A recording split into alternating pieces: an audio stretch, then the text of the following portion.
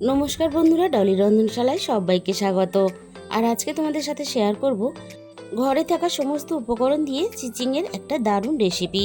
আর খুব সহজেই কিন্তু এই রেসিপিটা বানানোও যায়। আমি চিচিঙ্গাগুলো ছোট ছোট লম্বা করে কেটে নিয়েছি। আর চিচিঙ্গাগুলো কাটার পরে খুব ভালোভাবে ধুয়ে পরিষ্কার করে নিয়েছি।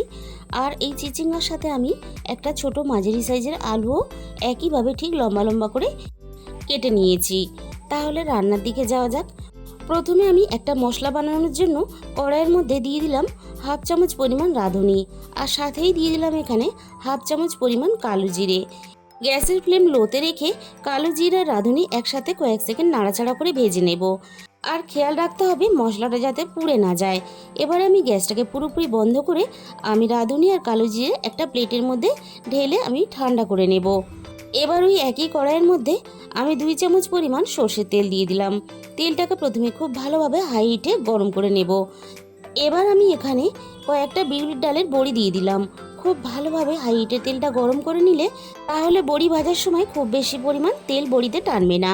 আমি হালকা আঁচে নাড়াচাড়া করে আমি বড়িগুলো খুব সুন্দর করে লাল লাল করে ভেজে নিলাম। এবার আমি সমস্ত বড়িগুলো তেলে থেকে ছেঁকে তুলে নিলাম। আবারও আমি ওই একই তেলের মধ্যে কেটে রাখা সমস্ত চিচিঙ্গাগুলো দিয়ে আমি চিচিঙ্গাগুলো ভেজে নেব।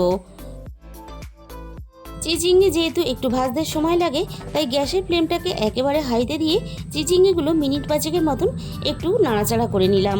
এবার আমি এই চিচিঙ্গের মধ্যে দিয়ে দিলাম স্বাদ মতো লবণ।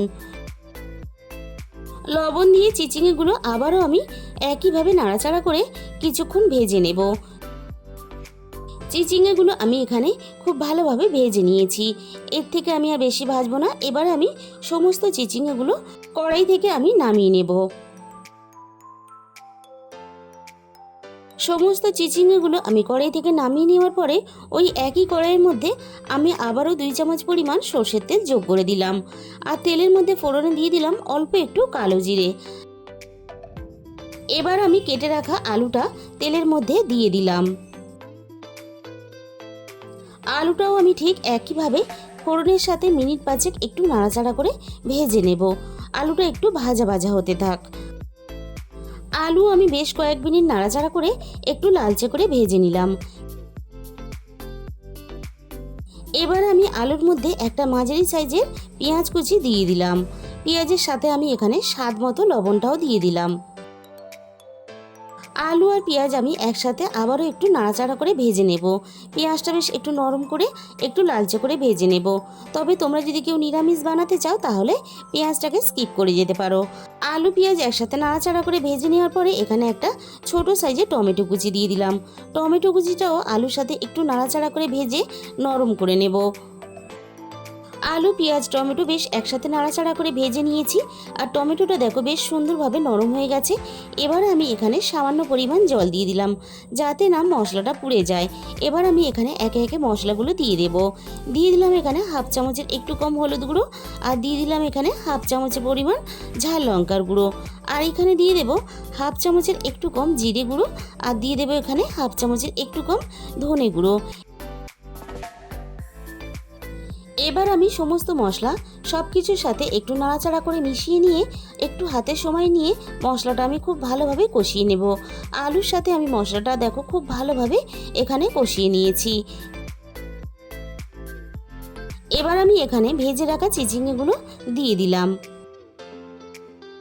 এবার আমি চিচিঙ্গাগুলো সব কিছুর সাথে একটু নাড়াচাড়া করে মিশিয়ে নিয়ে চিচিঙ্গাগুলো আমি ঠিক একইভাবে সব কিছুর সাথে মিনিট পাঁচেকের মতো নাড়াচাড়া করে কষিয়ে নেব।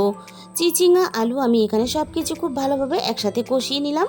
এবারে চিচিঙ্গা আর আলু সিদ্ধ হওয়ার জন্য আমি এখানে প্রয়োজন মতো জল দিয়ে দিলাম। রান্নাটা যেহেতু একটু আমি বেশ মাখা মাখা করব, তাই আমি এখানে খুব বেশি পরিমাণ জল দিলাম না। সব কিছু একসাথে নাড়াচাড়া করে সুন্দরভাবে মিশিয়ে দিয়ে এবার আমি চিচিঙ্গা আর আলু খুব ভালোভাবে সিদ্ধ হওয়ার জন্য অপেক্ষা করব। কিছুক্ষণ পরে আমি চিচিঙ্গা আর আলু আবারও একসাথে নাড়াচাড়া করে একটু দেখে নেব। চিচিঙ্গা দেখো এখানে খুব ভালোভাবে সিদ্ধ হয়ে গেছে।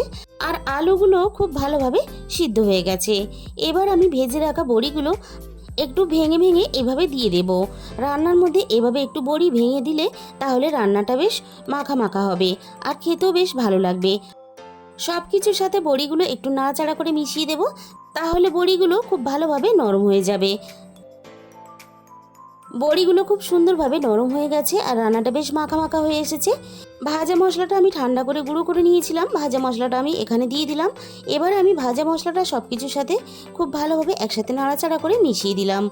তাহলে বন্ধুরা, আজকের এই চিচিঙ্গা রেসিপিটা তোমাদের যদি ভালো লেগে থাকে প্লিজ একটা ভিডিওতে লাইক করে দিও আর প্রচুর প্রচুর নিজেদের বন্ধুদের মধ্যে শেয়ার করো। আর যে সমস্ত নতুন বন্ধুরা এখনও পর্যন্ত আমার চ্যানেলটাকে সাবস্ক্রাইব করোনি, এরকম নতুন নতুন রেসিপি পেতে অবশ্যই আমার চ্যানেলটাকে সাবস্ক্রাইব করে নিও। আর তোমাদের মূল্যবান সময় দিয়ে রেসিপিটা শেষ পর্যন্ত দেখার জন্য তোমাদের সবাইকে অসংখ্য ধন্যবাদ।